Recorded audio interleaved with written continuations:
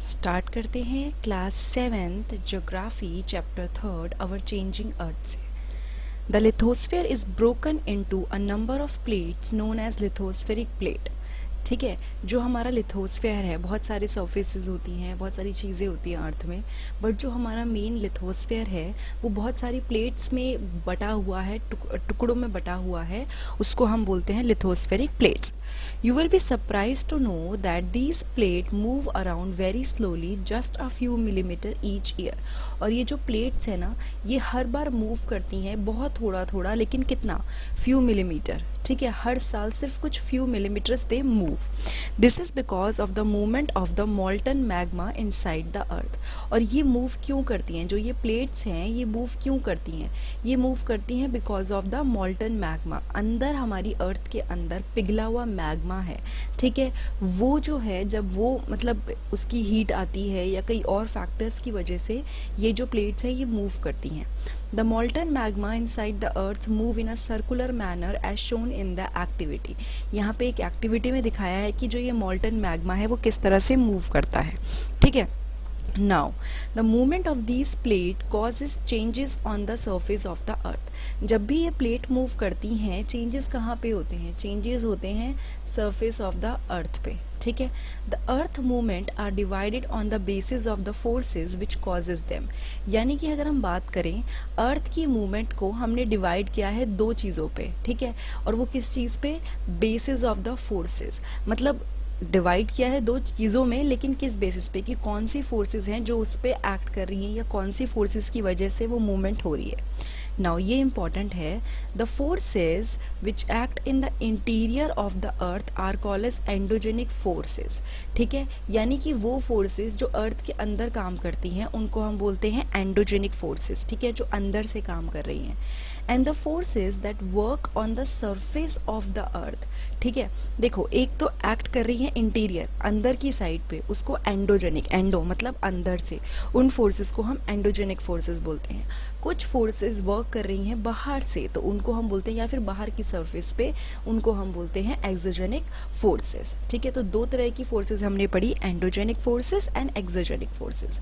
Now earth की movement को इसने दिखाया, अर्थ की मूवमेंट हो रही है एंडोजेनिक फोर्सेस की वजह से, एक्सोजेनिक फोर्सेस की वजह से। अब ये जो एंडोजेनिक फोर्सेस हैं उसका रीज़न क्या क्या हो सकता है, सडन फोर्स हो सकता है, अर्थक्वेक हो सकता है, वोल्केनो हो सकता है, लैंडस्लाइड हो सकता है। ठीक है, ये सब चीज़ें हो सकती हैं एकदम से। Diastrophic forces and building movements, building mountains. ठीक है, यहाँ पे बताया कि कुछ फोर्स अप्लाई होती है और माउंटेन्स बिल्ड होती है। नाउ एक्सोजेनिक फोर्सेस में क्या है, इरोजनल एंड डिपोजिशनल। यानी कि देखो कुछ चीज़ें जो अंदर से काम कर रही हैं, जो चीज़ें अंदर से हो रही हैं, वो सब ये चीज़ें करती हैं। ठीक है, इसकी वजह से माउंटेन, ये इसमें मतलब होता क्या है, एक काइंड ऑफ माउंटेन फॉर्म होता है चीज़ों का, या कुछ फोर्सेस एकदम से लगती हैं, उनको एंडोजेनिक फोर्सेस बोलते हैं। एक्सोजेनिक फोर्सेस बाहर से वर्क कर रही हैं, जैसे कि उसकी वजह से इरोजन हो सकता है, रिवर की वजह से, या रिवर पे हो सकता है, विंड की वजह से ये सब फोर्सेस, मतलब ये विंड वाली फोर्स हो सकती है, सी वेव है, ग्लेशियर्स हैं। ठीक है, तो दोनों को इसने डिस्टिंग्विश कर दिया बिटवीन एंडोजेनिक एंड एक्सोजेनिक। जो याद रखना, जो अंदर एक्ट कर रही हैं वो एंडोजेनिक फोर्सेस कहलाती हैं, जो बाहर सरफेस पे एक्ट कर रही हैं वो एक्सोजेनिक फोर्सेस कहलाती हैं। ठीक है, endogenic forces sometime produces sudden movement and at the other times produces slow movement. यानी जो अंदर से फोर्सेस आ रही हैं, कई बार क्या करती हैं, अंदर से जो फोर्सेस आ रही हैं कई बार वो सडन मूवमेंट क्रिएट करती हैं एकदम से। ठीक है, और कई बार बहुत स्लो मूवमेंट, बहुत हल्के हल्के मूवमेंट, कई बार बहुत ज़्यादा तेज़ मूवमेंट, कई बार बहुत हल्के movement. Sudden movement like earthquake and volcanoes causes mass destruction over the surface of the अर्थ। अब ये जब सडन मूवमेंट होता है तो उसकी वजह से अर्थक्वेक जैसी चीज़ें या फिर वोल्केनो जैसी चीज़ें होने के चांसेस रहते हैं, जिसकी वजह से मास डिस्ट्रक्शन होता है over the surface of the earth. Mass destruction का मतलब क्या हुआ, तबाही मचना। तो अर्थक्वेक और वोल्केनोज जब आते हैं तो तबाही मचती है, तो इसलिए उन्होंने बोला कि ये कई बार ये प्रॉब्लम करते हैं। एक्टिविटी भी पढ़ लेते हैं। आप एक स्मॉल कलर्ड पेपर पैलेट लीजिए और उसको एक बीकर में डाल दीजिए जिसमें पानी है। ठीक है, place the beaker on a tripod stand. अब आप उस बीकर को उस ट्राईपॉड स्टैंड पे रखिए और हीट कीजिए। As the water warms up, जैसे वाटर गर्म होगा, मतलब उसके अंदर गर्मी आएगी पानी में, आप नोटिस करेंगे कि जो पेपर पैलेट है वो मूव करना शुरू कर देगा ऊपर की side. It will start moving upward along with the warm layers, यानी कि वो ऊपर की तरफ मूव करना क्योंकि देखो हमने पढ़ा है, साइंस में भी पढ़ा है कि नीचे जो जब भी हीट जहाँ पे होती है, हीटेड चीज़, गर्म चीज़ ऊपर मूव करती है। तो ये क्या हुआ आपका, अब ऊपर मूव करने लग गया पैलेट, ठीक है, यानी छोटा सा टुकड़ा जो भी था कागज़ का। उसके बाद आपने क्या देखा, जो वार्म लेयर के साथ ये ऊपर गया and then sink back along with the cooler layer of water, यानी कि ये ऊपर देखो, मैं इसको दिखाती हूँ। अगर ये गर्म था तो ये क्या कर रहा है, ये पहले उसने ऊपर गया ये पेपर का टुकड़ा, उसके बाद ये ठंडी के साथ वापस नीचे आ गया, ठीक है, ये चीज़ हो रही थी।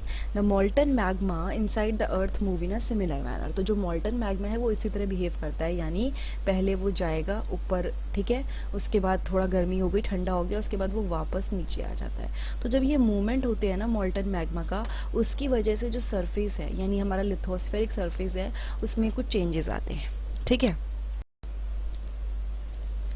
Now a volcano is a went, यानी कि ओपनिंग है in the earth crust through which मॉल्टन materials erupt suddenly, यानी कि जो ये वोल्केनो होता है ये क्या होता है, अगर हम बात करें, ये एक ओपनिंग है, ठीक है, एक जगह है, खुली हुई जगह है जो अर्थ क्रस्ट में है, ठीक है, और उसमें क्या होता है, मॉल्टन मटेरियल जो है, यानी अंदर जो भी अर्थ के पिघला हुआ सामान है वो बाहर आ जाता है, इरप्ट होके फट के वो बाहर आ जाता है, ठीक है।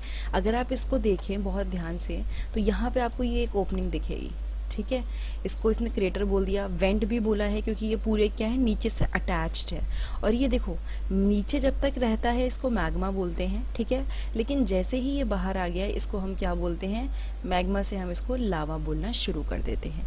तो वोल्केनो भी है। अब एक और चीज़ यहाँ पे वर्ड ओरिजिन समझाया है, एंडो का मतलब होता है इनसाइड, एक्सो का मतलब होता है outside. Now, similarly, when the lithospheric plates move, the surface of the earth vibrate.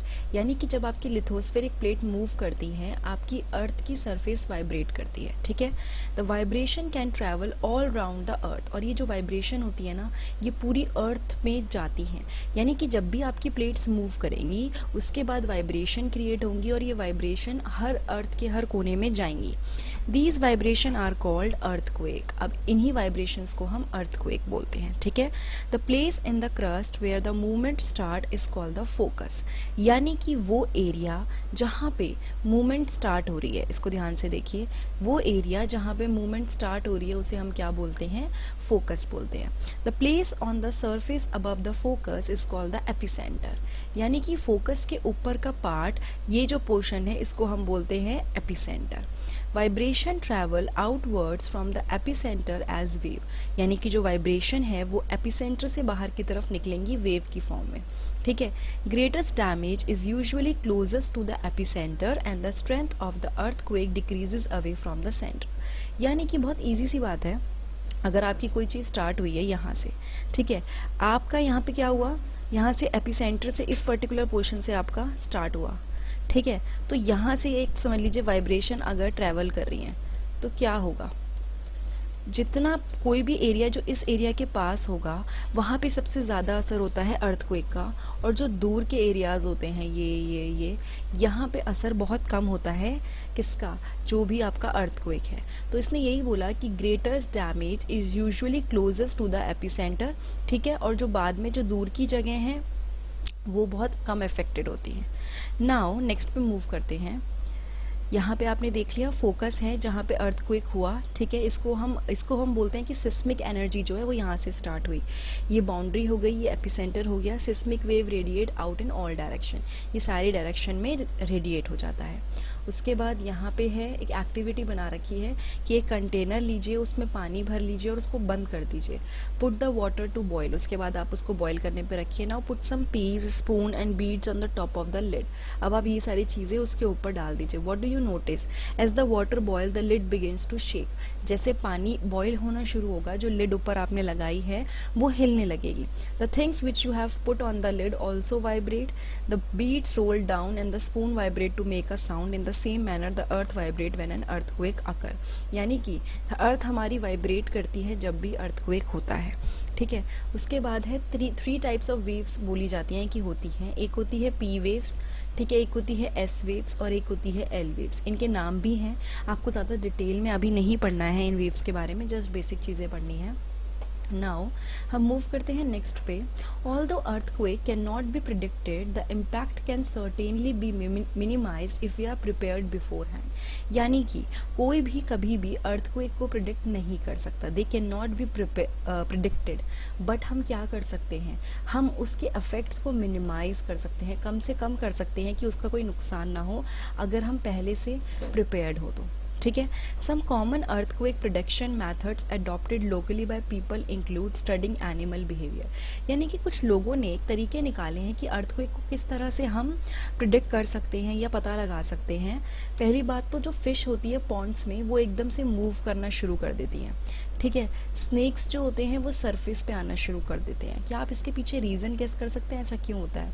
ये लोगों की जो फ्रिक्वेंसी जो ये सुनते हैं, यानी जो भी ये साउंड सुनते हैं, वो बहुत ज़्यादा बेटर सुन सकते हैं हम लोगों से, ठीक है। तो जब अर्थक्वेक आता है तो कुछ साउंड भी प्रोड्यूस होता है, जब ये चीज़ें मूव करती हैं तो ये लोग वो सब चीज़ें सुन पाते हैं। नाउ एक बार अर्थक्वेक आया था भुज में, ठीक है, 26 जनवरी 2001 में वो आया था। उसके बारे में लिखा हुआ है कि अ मैसिव अर्थक्वेक मेजरिंग 6.9 और रिक्टर स्केल। रिक्टर स्केल क्या होता है? रिक्टर स्केल से मेजर करते हैं कि कितना अर्थक्वेक की इंटेंसिटी है, यानी कितना ज़्यादा वो डिस्ट्रक्टिव है, कितना ज़्यादा उसने नुकसान पहुँचाया है। तो जब ये आया था वो 6.9 इंटेंसिटी का था, ठीक है। स्कूल वर्स्ट अफेक्टेड, एटलीस्ट इतने स्टूडेंट्स एंड इतने टीचर उन्होंने अपनी लाइफ खो दी, बिकॉज वो क्या हुआ, जो स्कूल बिल्डिंग्स थी वो एकदम कोलैप्स हो गई। Bhuj relief effort blighted 3 days after the quake. Concern rose about food, blanket and medical supply not reaching everyone. यानी कि ये चीज़ें पहुंची भी नहीं थी लोगों के पास, बहुत सारी चीज़ें थी। उसके बाद डिस्ट्रक्शन ऑफ भुज, क्योंकि इतना मैसिव अर्थक्वेक था तो phone line, water pipeline, power station सब खराब हो गए। तो सबसे बड़ी इशू भी यही हुआ कि पानी की प्रॉब्लम, बिजली की प्रॉब्लम, ठीक है। आग लग गई थी कई जगह पे, क्योंकि क्या हुआ, चारकोल, कुकर्स वगैरह ये सब चीज़ें से अफेक्ट हुआ। देखो एक ही इम्पैक्ट नहीं होता कि सिर्फ ज़मीन हिलती है, बहुत सारे अलग इम्पैक्ट्स होते हैं अर्थक्वेक के। इमरजेंसी डिक्लेयर्ड इन क्वेक जोन, यानी कि प्रेसिडेंट ने डिक्लेयर कर दी थी स्टेट ऑफ इमरजेंसी उस टाइम पे, ठीक है। गुजरात ने फाइनेंशियल हेल्प मांगी थी। चीफ मिनिस्टर जो थे गुजरात के has launch an appeal for the centre to deal with the disaster.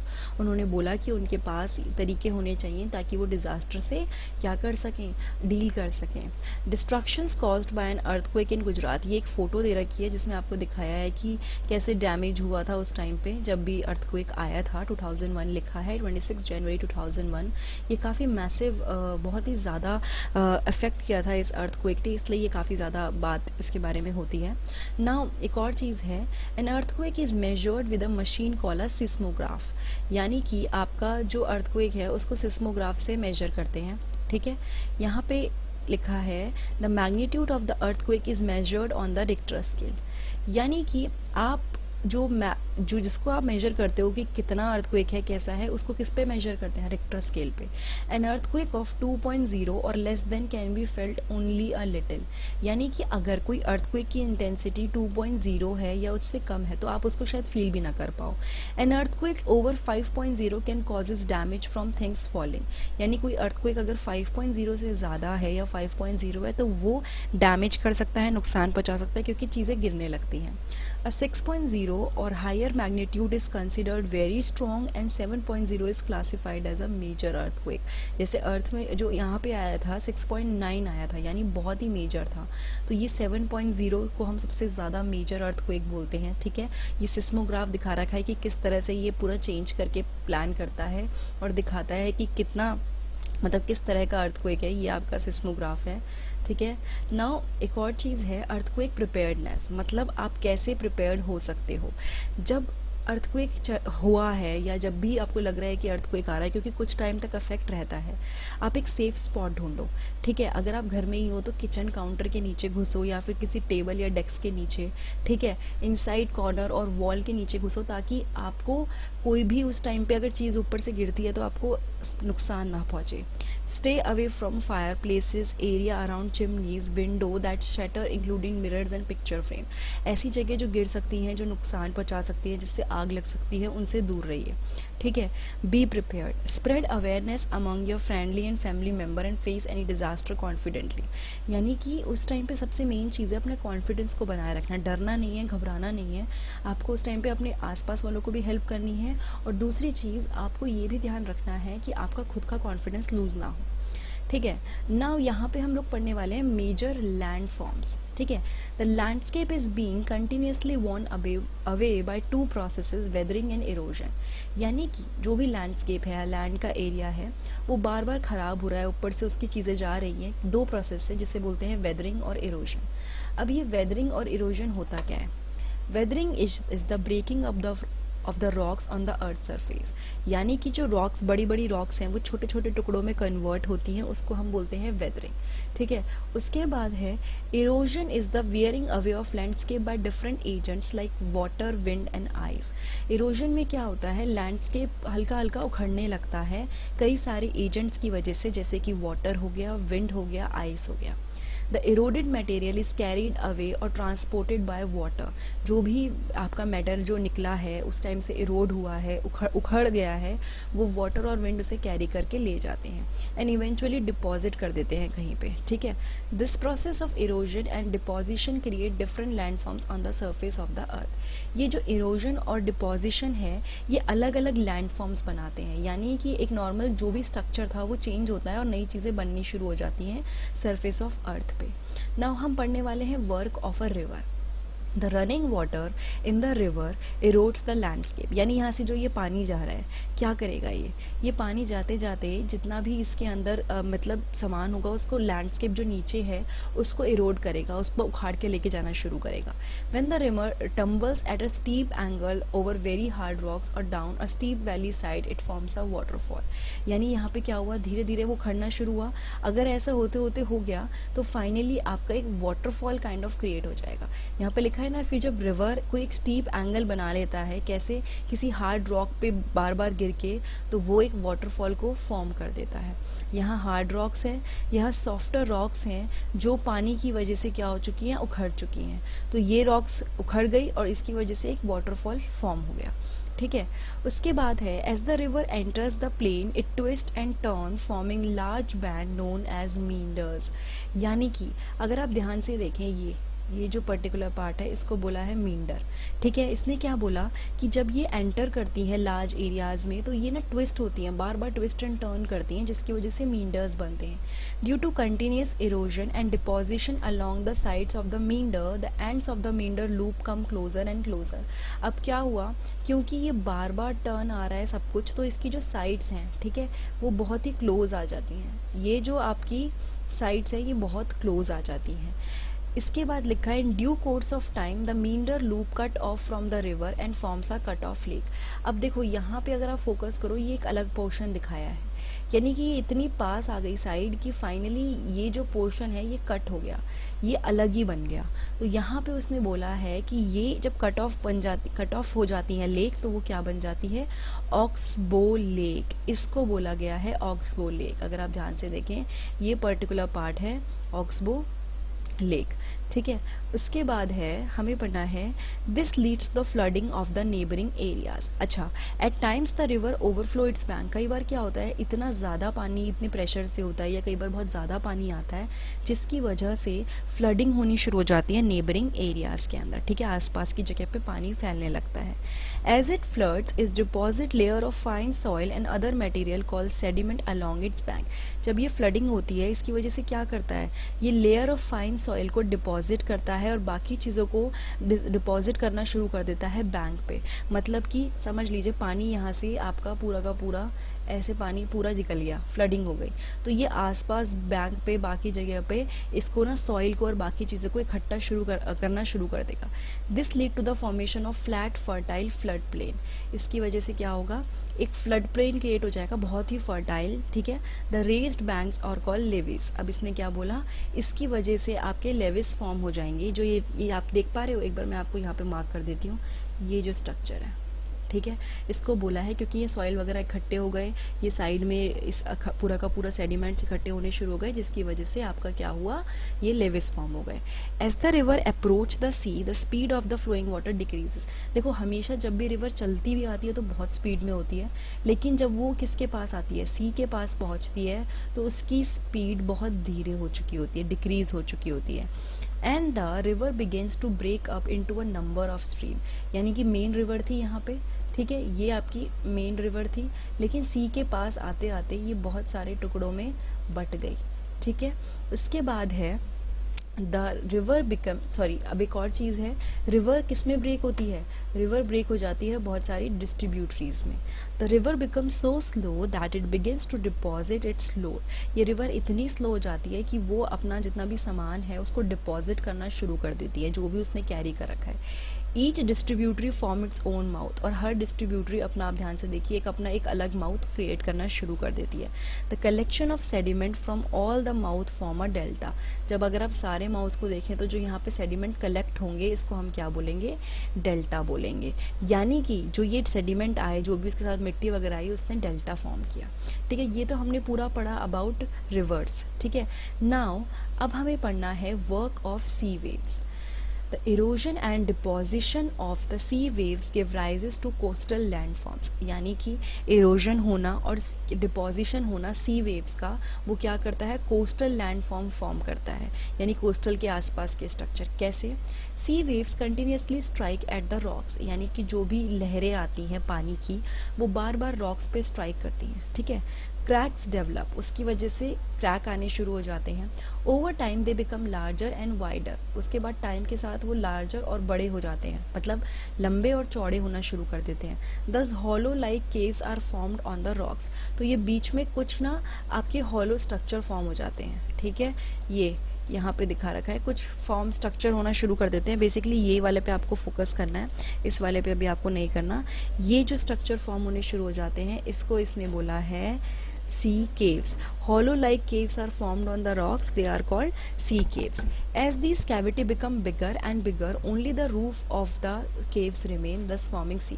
यानी पहले तो उसमें पूरे पत्थर के, मतलब पूरे में सिर्फ थोड़ी सी स्पेस बची थी, लेकिन अब जब ये जगह बनती गई तो क्या हुआ, सिर्फ केव की रूफ बचेगी, बाकी कुछ नहीं बचा। यानी आप ध्यान से देख रहे हैं, ये सिर्फ इसकी रूफ बची है, बाकी कुछ नहीं बचा। तो इसको हम क्या बोलते हैं, we call it sea arches, we call it sea arches. Further erosion breaks the roof and only walls are left. These walls like feature are called stack. अब और इरोजन हुआ और ज़्यादा इफेक्ट पड़ा तो ये सिर्फ ये बचता है, स्टैक बचता है, ठीक है। इसने क्या बोला, the steep rocky coast rising almost vertically above sea water is called sea cliff. यानी कि जो कोस्ट राइज करता है एकदम स्टैंड होके, खड़ा होके, किसके ऊपर, सी वाटर पे, उसको हम क्या बोलते हैं, we call it sea cliff, ठीक है। एकदम से रॉकी स्ट्रक्चर जो एकदम ऊपर की तरफ खड़ा होता है वर्टिकली सीधा, उसको हम सी क्लिफ बोलते हैं। The sea waves deposit sediment along the shores forming beaches. उसके बाद सी वेव क्या करती हैं, सेडिमेंट्स इकट्ठा करने शुरू कर देती हैं शोर्स पे, जिसकी वजह से बीच फॉर्म होना शुरू कर देते हैं। Now we need to study about the work of ice, कि आइस कैसे वर्क करती है, ठीक है। Glaciers are rivers of ice which to erode the landscape by bulldozing soil and stone to expose the solid rock below. यानी कि glaciers भी क्या है, रिवर्स हैं आइस के, यानी उस पर आइस ही आइस फैली हुई है। वो भी इरोड करते हैं लैंडस्केप को बाय बुलडोजिंग सॉइल, यानी कि वो भी सॉइल को हटाना शुरू करते हैं और स्टोन्स को हटाते हैं, और उसकी वजह से सॉलिड रॉक जो उसके नीचे होती है वो एक्सपोज होती है। Glaciers carve out deep hollow there, यानी कि वो भी क्या करते हैं, डीप हॉलो स्ट्रक्चर्स बीच में कार्व कर देते हैं। As the ice melt they get filled up with water and become beautiful lakes in the mountain. जब उन्होंने जगह बना दी, ठीक है, समझ लो कोई जगह बन गई और वहाँ पे आइस भी मेल्ट हो गई, तो क्या होगा, वो पानी से फिल हो जाएंगे और बहुत ही ब्यूटीफुल लेक्स क्रिएट हो जाएंगी, ठीक है। The material carried by the glacier such as rocks big and small, sand and silt gets deposited. यानी कि जो मटेरियल कैरी होता है ग्लेशियर से, जैसे कि रॉक्स हो गई, बिग एंड स्मॉल, सैंड हो गया, सिल्ट हो गई, वो भी डिपॉजिट होना शुरू करता है। और ये जो डिपॉजिट हैं ये ग्लेशियल मोरेन्स कहलाते हैं। मतलब वही चीज़ है, यहाँ पे भी इरोजन होगा, आपकी चीज़ें जाएंगी और यहाँ पे जो जगह बन जाएगी और पानी भर जाएगा, उसको हम बोल देंगे कि बहुत ही ब्यूटीफुल लेक बन गई। और जब ये इकट्ठा करते हैं, डिपॉजिट करते हैं, तो इसको हम ग्लेशियल मोरेन्स बोलते हैं। ठीक है, लास्ट है वर्क ऑफ विंड, जो हमें पढ़ना है। Have you ever visited a desert, try to collect some pictures of sand dunes. यानी कि कभी आप क्या डेजर्ट में गए हो, जो ये पहाड़ होते हैं मिट्टी के डेजर्ट में, उनकी आप फ़ोटोज़ देखने की कोशिश कीजिए। An active agent of erosion and deposition in the desert is wind. यानी कि विंड एक बहुत ही एक्टिव एजेंट है जो इरोजन करता है और डिपोजिशन करता है डेजर्ट में। In desert you can see rocks in the shape of mushroom, commonly called mushroom rocks. ठीक है, यहाँ पे उसकी फ़ोटो नहीं दे रखी, बट उसने क्या बोला है कि आपके ना मशरूम काइंड ऑफ स्ट्रक्चर्स होते हैं। मतलब कि ऐसे रॉक्स आपको देखने को मिलेंगी जो थोड़ी सी ऐसे होती हैं, इस टाइप की रॉक्स होती हैं, उनकी जो स्ट्रक्चर होता है वो मशरूम रॉक्स जैसा होता है, इसलिए उसको मशरूम बोला है। Winds Erode the lower section of the rock more than the upper part. Basically wind की वजह से जो लोअर सेक्शन है ये ज़्यादा इरोड होता है और ये ज़्यादा इरोड नहीं होता। ठीक है, when the therefore such rocks have narrower base and wider top. तो ऐसी रॉक्स के साथ क्या होता है, नीचे पतला होता है और ऊपर मोटा वो होता है पूरा structure. When the wind blows, it lifts and transports sand from one place to another. जब विंड चलती है तो वो क्या करती है, वो एक जगह से दूसरी जगह सैंड को ब्लो करती है। When it stop blowing, the sand falls and get deposited in low hills. जब ये स्टॉप कर देती है चलना, जो सैंड होती है वो गिरती है और वो नीचे लो हिल्स लाइक स्ट्रक्चर में इकट्ठी होनी शुरू हो जाती है, जिसको हम बोलते हैं सैंड ड्यून्स। यहाँ पे दिखा रखे हैं। When the grains of sand are very fine and light, the wind can carry it over very long distance. अगर जो मिट्टी के जो भी पार्ट है वो बहुत ही छोटा है, बहुत ही टाइनी है, हल्का है, तो विंड उसको ईजिली कैरी कर सकती है। ठीक है, When such sand is deposited in larger area, it is called loess. यानी कि जब ऐसी सैंड बहुत बड़े एरियाज में इकट्ठी होना शुरू कर देती है तो उसको हम लोएस कहते हैं। और ऐसे जो लार्ज डिपॉजिट ऑफ लोएस हैं वो चाइना में मिलते हैं। ठीक है, तो ये था वर्क ऑफ विंड। ठीक है, अब इस चैप्टर में हम लोगों ने काफ़ी सारी चीज़ें देखी, डिस्कस किया। हम लोगों ने लिथोस्फीयर, वोल्केनो, मैग्मा, इन सब के ऊपर डिस्कशन किया। तो ये था chapter 3 our changing earth, class 7th geography SST का। अगर ये वीडियो आपको अच्छी लगी हो तो प्लीज़ लाइक, कमेंट, सब्सक्राइब और शेयर करना मत भूलिए। अगर आपको इस बुक की या 7th साइंस की और वीडियोस देखनी है तो डिस्क्रिप्शन बॉक्स में चेक कीजिए, वहाँ पे आपको सारे लिंक मिल जाएंगे। वरना मेरे चैनल पे जाके 7th साइंस या 7th ज्योग्राफी की प्लेलिस्ट में आप चेक कर सकते हैं, वहाँ पर आपको अपनी ज़रूरत के हिसाब से चैप्टर मिल जाएंगे। Thank you so much.